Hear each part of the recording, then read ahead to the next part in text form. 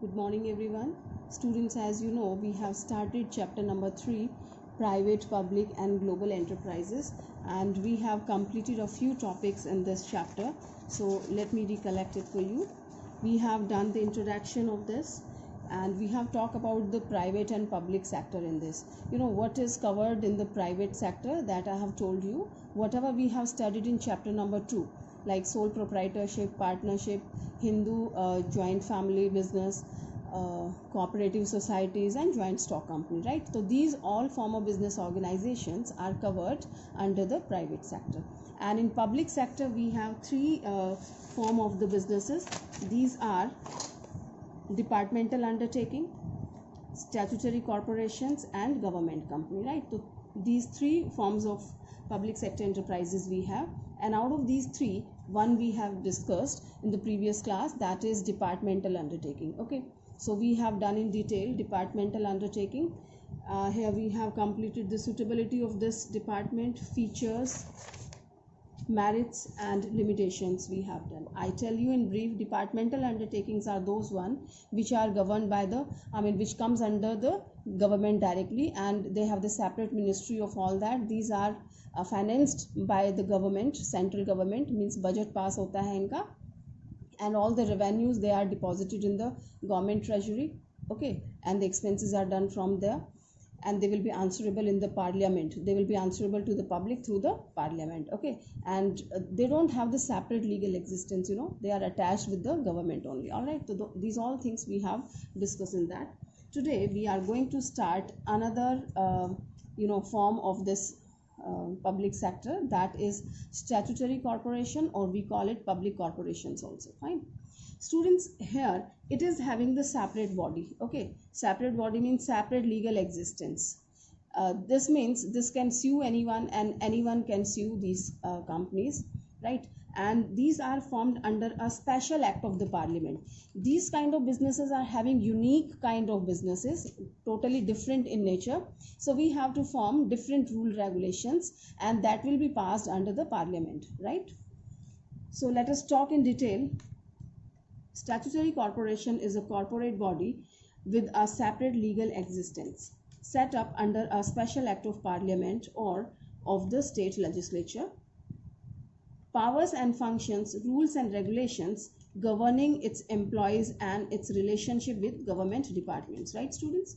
So it's telling that this act, the special act which has been passed in the parliament, this act explains everything. Okay, as in the companies registered under Companies Act 2013, we have MOA, AOA, right? So all these things we have studied. So these things are telling the powers of the company and doctrine of indoor management, how these are done, so and so. So here these rule regulations are containing everything, all the important information, means what will be their rights, their relationship with the government, right? What are their powers, duties, functions, objective, everything, how to be regulated.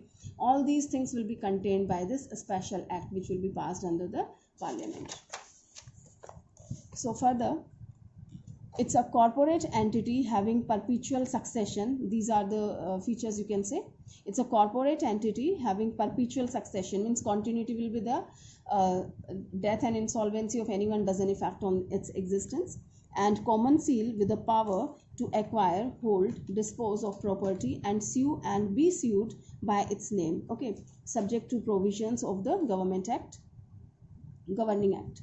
Statutory corporations have the power of the government and considerable amount of operating flexibility of private enterprises. Students, this kind of organization, statutory corporations, are having both the features of the private also, and of course of the government also. Okay, so a little bit flexibility like the private enterprises, and power like the government it's having.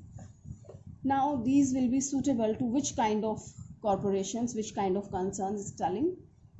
Well, the enterprise requires huge amount of capital investment. Sometimes private people, they get hesitant where they have to invest a lot.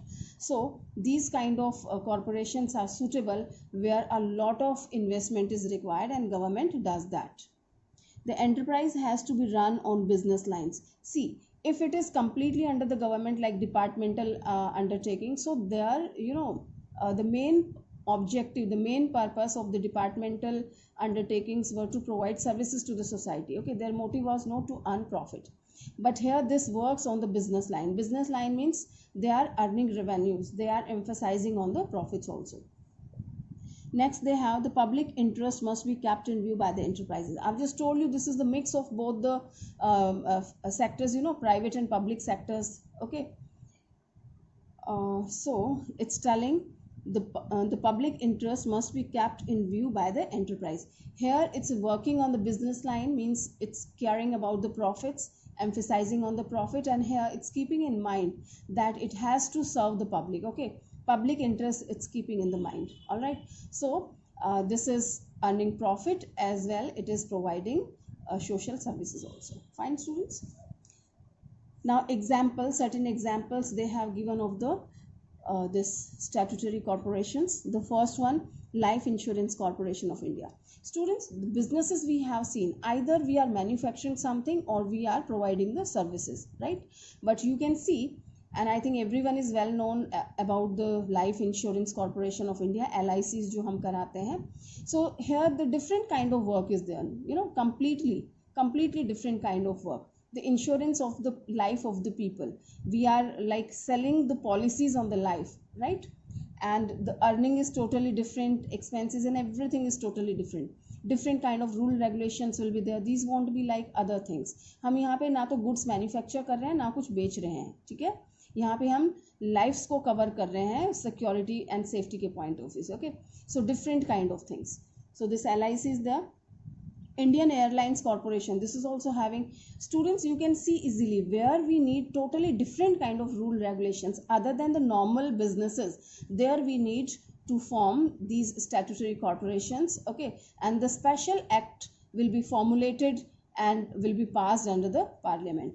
So here it is, Indian Airline Corporations, Food Corporation of India, National Thermal Power Corporations, NTPC, Oil and Natural Gas Commission, ONGC, Air India, Reserve Bank of India. Right, students, you can see all these corporations are having totally different pattern of the work, different kind of dealings they are doing. That's not the normal kind of businesses. Fine. So this was the suitability and examples of these corporations. Now we will talk about the features of statutory corporation. What are the specialties, characteristics? The first one is formation. Well, I have told you this has been formulated under the special act of the parliament. So it's telling a special act is passed in the parliament to continue any statutory corporation. All the activities of these corporations are channelized and controlled by the provisions of the special act passed for the purpose. The act defines the objects, power and functions of the statutory corporation. Right, students? I've told you this statutory corporation, what they have to do, what they don't have to do, what are their powers, limitations, authority, everything will be mentioned in this. Okay, and there is a proper system to work in this, to control over it. So that has been decided by this act, right? Next point, we have separate legal entity. This also we have discussed, it's having separate legal existence. Statutory corporation have separate legal entity, which means they can purchase assets in their own name, can have contract with other parties, they can sue a case and can be sued also. Right, students? Separate legal entity means a separate person. Fine. If any problem comes, so this corporation can file a case against somebody and somebody can file the case against this one. They can sue and they can be sued by someone. They can purchase the property on its own name and they can sell out, right? This means having the separate legal existence. Well, next is your ownership. These corporations are fully owned by the government. Government has the power to appropriate its profits and also has to bear the losses, if any, right? Ownership means who is the owner? Government is the owner, right? It is governed by the government, and government has the power to appropriate its profit. Appropriate means appropriation. I've told you in the accountancy, appropriate means how to utilize that profit. उस profit को किस तरह से distribute करना है या कहाँ utilize करना है, कितना reserve में transfer करना, all these rights government is having, and also have to bear the expenses. And of course when government is keeping the income, it has a right to appropriate the profits, so of course it has to bear all the losses and expenses also. Fine. Next is your economic dependence. Such corporations are formed in such a manner so that they manage their own funds to continue their operation. Thus, often these public operations are found self-sufficient and economically independent. Students, when we talk about the departmental undertaking, in the previous lecture we have studied about that. So we have seen that the departmental undertakings, they were dependent on the government, right? They were budgeted by the government was passing the budget to these departments, then they were spending, and the whatever revenue they were collecting, that was also going to the government treasury, right? So they were dependent on the government for that. But here the system is like this, ki these are self sufficient, they are economically independent, right? Whatever they are earning, they are just keeping with them, so they are financed themselves, they are sufficient and economically independent. Okay, next we have staffing.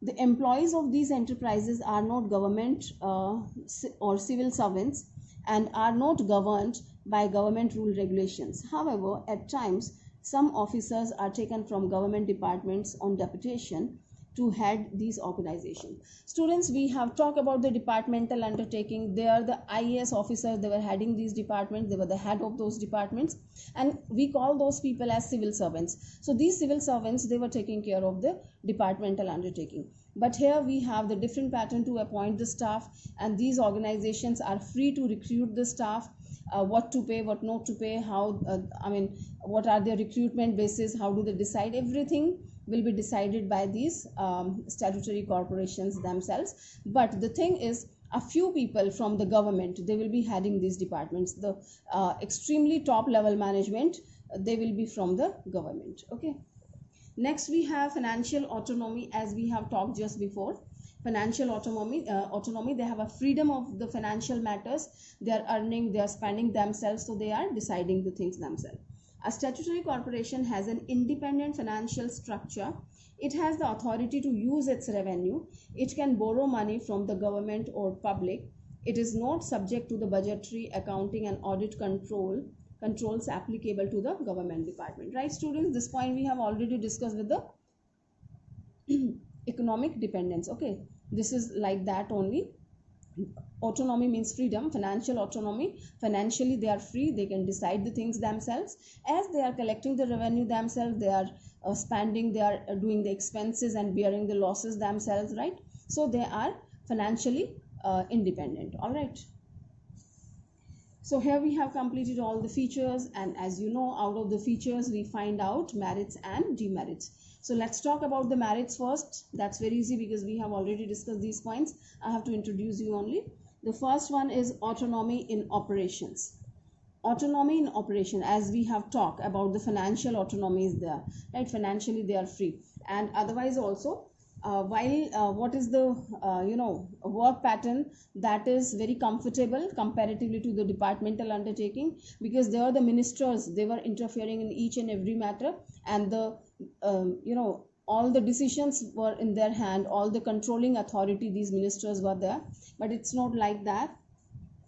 As these departments are autonomous organizations, they frame their own policies and procedures within the powers assigned to them by the act. Okay, however the act may require prior approval of a particular ministry on certain issues. Okay, as there is a separate rule regulations, the special act has been passed in the parliament, so they have their own rule regulations, the operating, how to operate it, what we have to do in the different situations, all these things has been mentioned in the act. So we don't have to look at the government for all these things, right?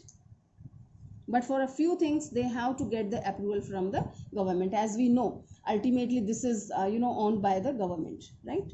Next we have quick decisions. As I have told you, red tapeism is there in the departmental undertaking, means the things are delayed. Okay, but here it's not like that, as the different working bodies there. So statutory corporations is relative free from prohibitory rule applicable to expenditures of the public funds. It can take quick decisions and action. The degree of bureaucracy and red tapeism is less in public corporation. Students, it's having different pattern of the work, and these are not headed by the IAS officers. Okay, civil servants are not there. They have the different employees, different controlling authorities are there, the different kind of directors. So it's like in this organization they take quick decisions. Okay, not like private sector, but not like the departmental undertaking, also very quick comparatively to the departmental undertaking. So because of its structure, quick decisions can be taken in this. Next we have service motive. As we know, it's having both the motives. We have studied in the starting suitability, where they are working on the business line, as well as they are serving the public also, as the Reserve Bank, Air India, okay, and LIC. These all are serving the society.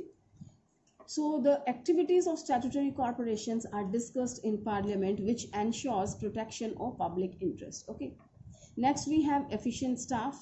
As these are recruited by these statutory corporation under this rule regulations of the statutory corporation, they have very good and efficient staff, because their paying capacity is good and they appoint the experts. So the statutory corporation can have their own rules and regulations regarding remuneration and recruitment of employees. The employees are given enough salary and other facilities, which leads to efficient management. All right, students. So they are expert in their work, enough salary, sufficient salary they are getting, other facilities they are getting, right? So working well.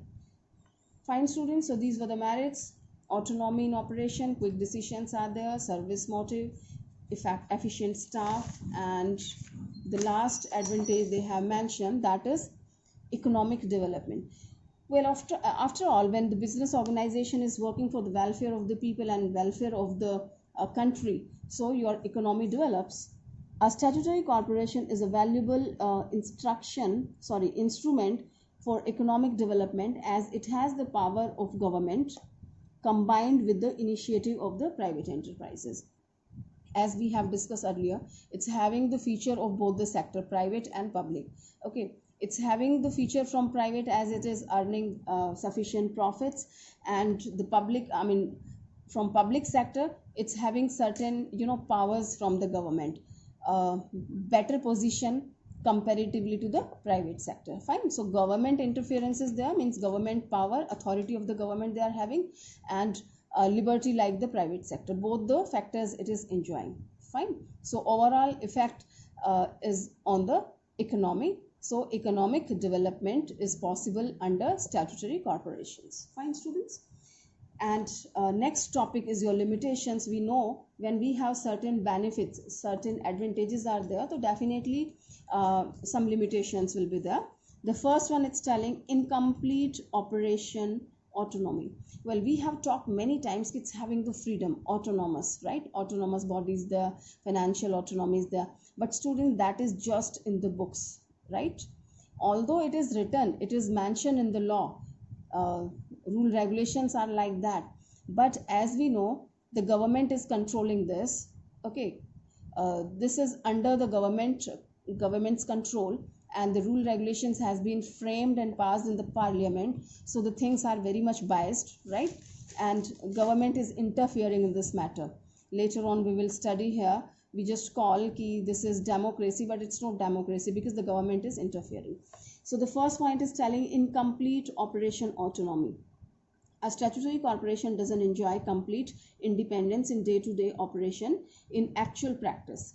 In reality, ministers and politicians interfere in the internal management of the corporation. It reduces flexibility of operation. Well, we have studied in the features and merits ki flexibility of the operation, but in fact there is no flexibility of the operation. Okay, rather they are dependent on the government, because government is interfering and controlling the things.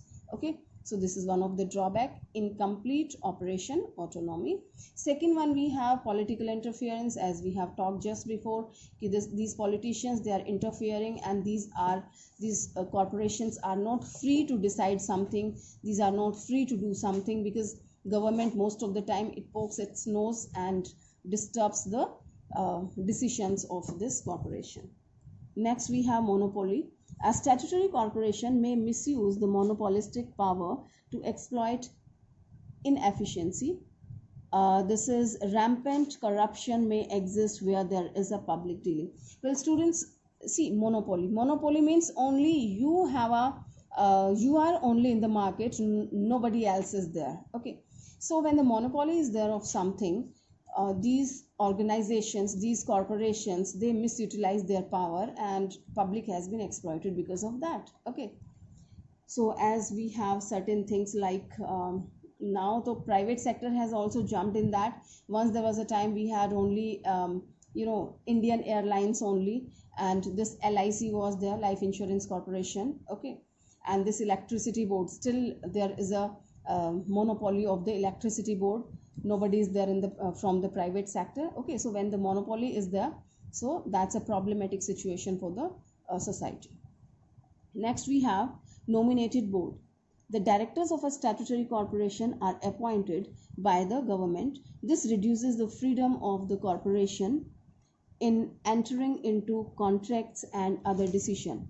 In case of any disagreement, the matter is referred to the government for final decision. This further delays action. Students, we have discussed that it's of autonomous body and it has a freedom to do the work, but it's not like that. We have discussed 2-3 times in the previous topic. So nominated board, how it works, how it takes decision, as we have the a board of directors in the company, form a business organization in the private sector.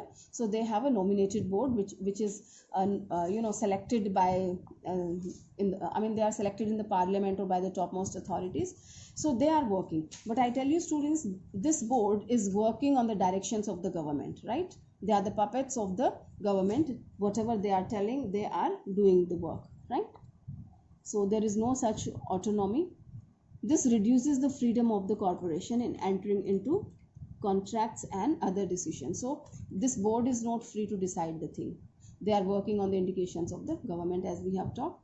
So in case of any disagreement, the matter is referred to the government.